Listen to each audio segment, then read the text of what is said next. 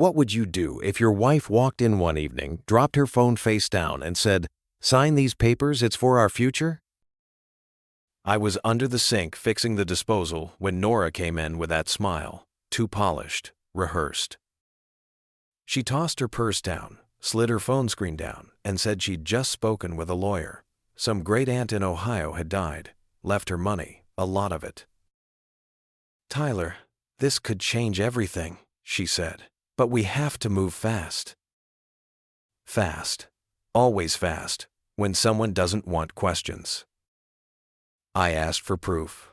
She waved it off, said it was time-sensitive, that the lawyer Daniel, no last name, needed a retainer wired today. I've bought cars from crooks who used that line. They were gone by Monday. "It's just a pre-probate agreement," she said. "After that, the funds get released." Pre-approved, pre-qualified, pre-screwed.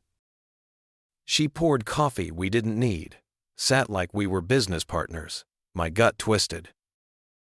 The retainer? More than we had. Her solution? Tap the home equity line, just for a week. 1 week, Tyler. 7 days. Trust me, she pressed. 7 days. The holy number in every scam. I pushed back, asked for a meeting. She said he was between offices. Convenient. The fridge hummed, and her phone lit up. One word glowed on the screen before she killed it. Mason. Message preview. Got the ball rolling? Tell me, I'll ask you, if your partner's phone flashed with a name you'd never heard, would you confront them or stay quiet? I fixed the disposal, letting the grind cover the storm in my head. When it stopped, I forced myself calm. Fake calm. She sat sipping coffee like nothing had changed, but everything had. Mini summary. Nora offered a miracle inheritance, a lawyer with no last name, and a retainer that could bury us. Then Mason's text lit the fuse. Picture this. Your wife leans in, eyes glowing, and says, 1 week, 1 signature, 1 miracle. Would you sign or stall? I asked how much. Nora whispered a number that could buy a car, too big for savings. Her plan? Put it on the home equity line, just for a week. I told her I wanted to meet this lawyer. She said he was between offices. I laughed once dry and empty. "Why do you always spiral?" she shot back. "Don't ruin this for us." Spiral, her word for don't ask questions. When she stepped into the hall, whispering into her phone, I opened my laptop, Googled Shoreline Legal. The site was too clean. Stock photos, glowing reviews with first names only, no address. "See?" she said when she came back, sliding her phone to me. Same site, ready on her screen, too quick. Her coffee sat cold. Mine tasted like rust. I nodded, but outside I made a call, a friend who knew how to dig. "Mason," I whispered. "Number ends in 2197, and check Shoreline Legal." Back inside, Nora lit candles, poured wine, and acted like it was date night. Mood management. She was always good at that. We ate, laughed at a sitcom we'd seen 3 times. Anyone watching would think we were happy. But every laugh tasted fake. I was waiting for my phone to buzz. Tell me this. I'll ask you. If your gut screamed scam, but her smile begged for faith, would you risk everything to believe her? At 10:17, the text came. Shoreline Legal, a mailbox in a strip mall. No Daniel, no office. And Mason, 2 priors, wire fraud, identity theft, address only 3 neighborhoods over. I stared in the mirror. For the first time, I didn't see a husband. I saw a mark. Mini summary. Nora pushed me to risk the house for a miracle.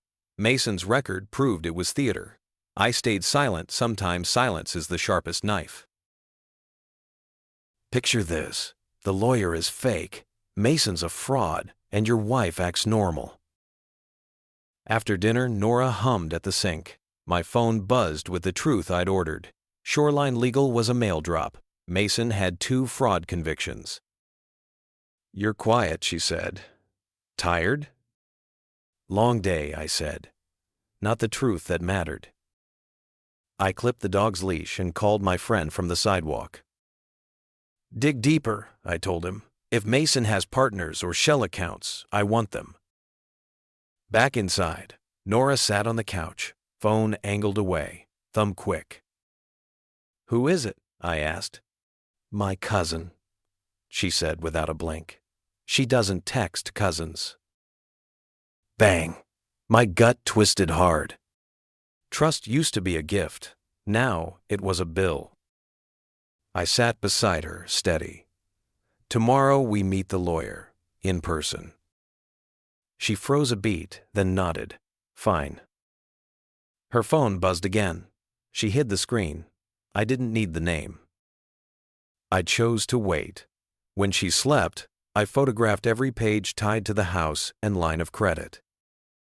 I set bank alerts for charges over $50. I left a note: IDs, bar numbers, office address we can drive to.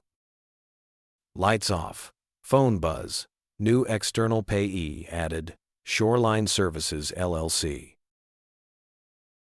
Imagine this. Your bank pings at dawn. New external payee added. Not by you. Do you blow up or tighten the net first?